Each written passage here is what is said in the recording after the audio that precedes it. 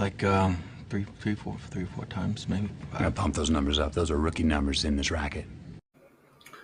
3-1 on our video picks yesterday. The only culprit was the Thunder and the Pelicans going over the total.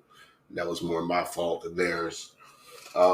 Just like that's probably the bad matchup to do under on. They both play defense, but they play each other a bunch during the season, probably know each other well, and that was probably a bad matchup. But a lot of these games have been going under between their separate opponents. Dallas came through for us, beat the Kings pretty well. Lakers in the game of the day came all the way back against Milwaukee. Looked like two different teams, different Bucks team in the first half and the second half, but came all the way back, covered the 9, won outright in double overtime. So Golden State beat Miami pretty handedly, but the under still hit. So 3-1 we go. Got a bunch of games on the card today. We're going to narrow it down a little bit, but let's talk about it.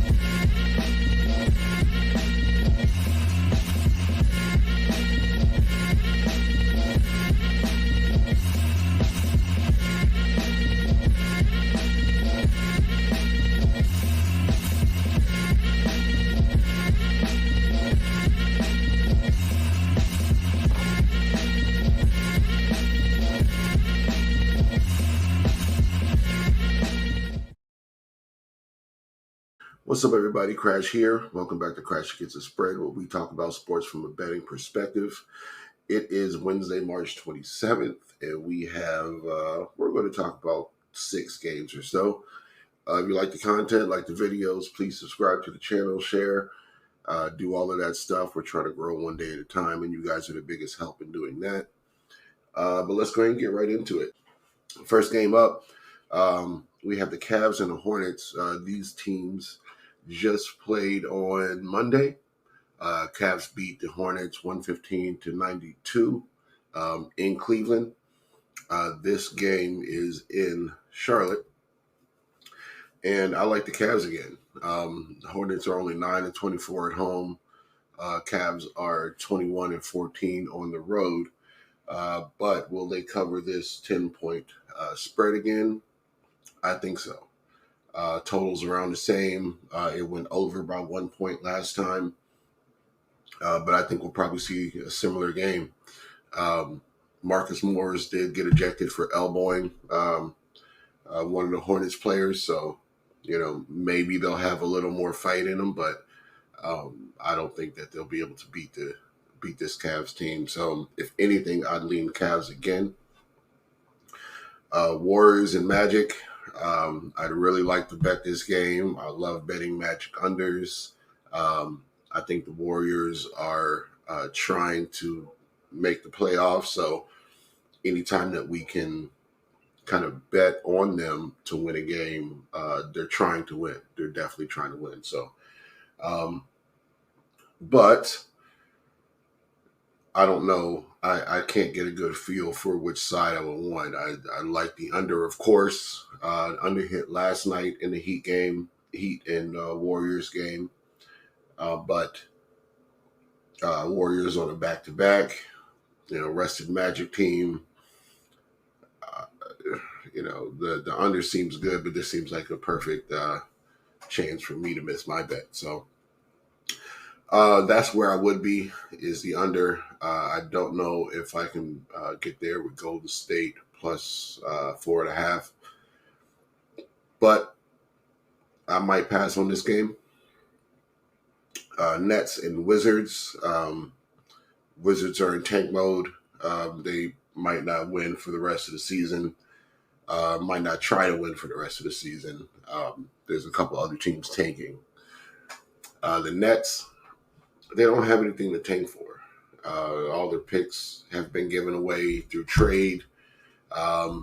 They have a losing record. They don't have anything to show for it. So they need to win. They need to win these games. They would like to win these games to improve their record. So Nets on the money line against the Wizards is kind of where I'd go. Still don't trust them to cover spreads.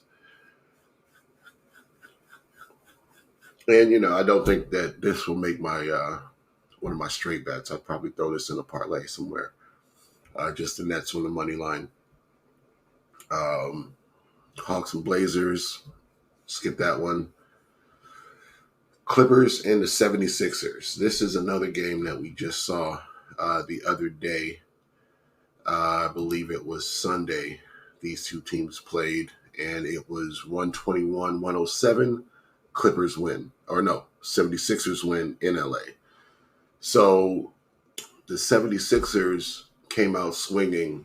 First quarter was 41-29 76ers, and the Clippers just couldn't come back. So in this game, I do expect for the Clippers to come out a little better, play a little better defense, keep it closer, but I don't think that they're going to cover this 6.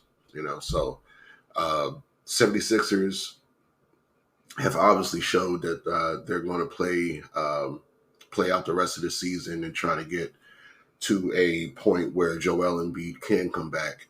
And I think that's all their focus is. So they're also going to be trying to win these games, and I don't trust the Clippers to cover numbers over 3. So 76ers +6 for that game. Lakers, Grizzlies. Obviously, Lakers on a back-to-back after that Bucks game yesterday. Looking at the minutes that these guys played is the crazy thing. I don't know if I could fully get there with a Grizzlies bet, but if LeBron had played yesterday with these guys, I'd be all on the Grizzlies.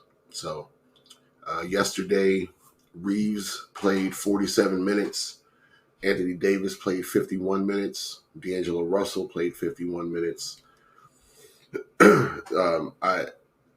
These guys aren't young guys, So I think that's definitely going to be a hindrance on their performance today.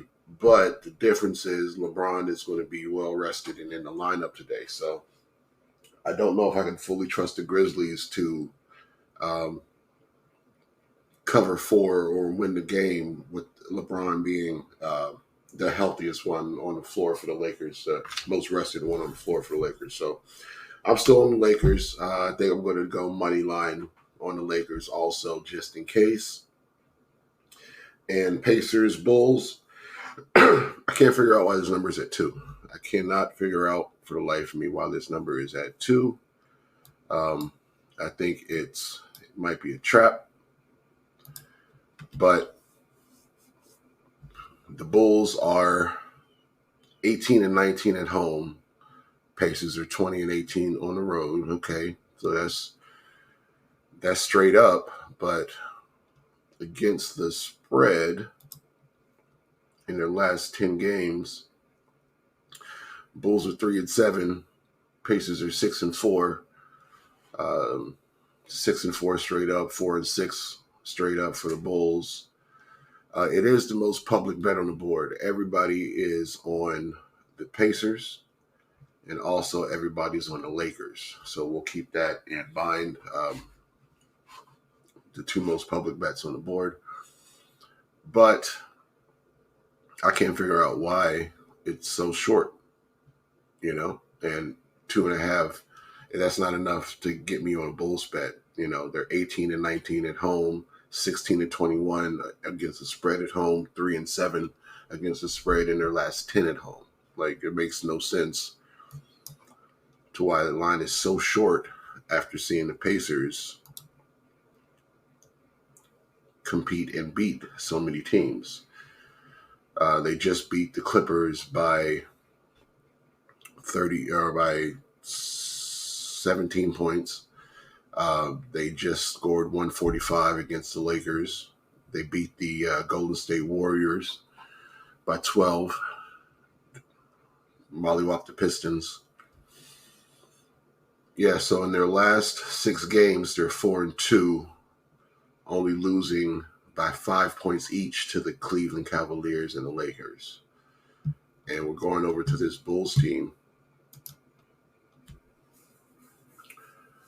who just lost to the Wizards, got blown out by the Celtics, lost by 10 to the Rockets, have only beaten the Blazers and the Wizards in their last 6 games. All right, so they did beat the Pacers on March 13th, 132 to 129. Let's look at that game. So that was during Halliburton's cold streak. So looking at his plus minus, he was a negative 22. He was 1 for 6 from 3, 6 from 13 from the floor, and 4 from 4 from free throw. So he did end up with 17 points. 8 of those were from free throws. So that was during that period. And I can kind of see why that happened. And they only lost by 3 points in overtime. So, Pacers with the revenge. I'm definitely on the Pacers now. It is the most public bet. If it's a trap line and something else is going on, they just got me. But I'm all over the Pacers -2. So, my bets, 76ers plus 6. Pacers -2.5. And I also bet the Knicks -13, which I didn't really go over. But they're playing the Raptors. They've won all 3 meetings against the Raptors. And there should be no reason why they don't do this again. I'm usually scared of these big spreads, but they just beat the Pistons by 25, 26 points. So let's lock those in. Let's get this money. We'll be back tomorrow to talk about more NBA. Excuse me? I said no, man.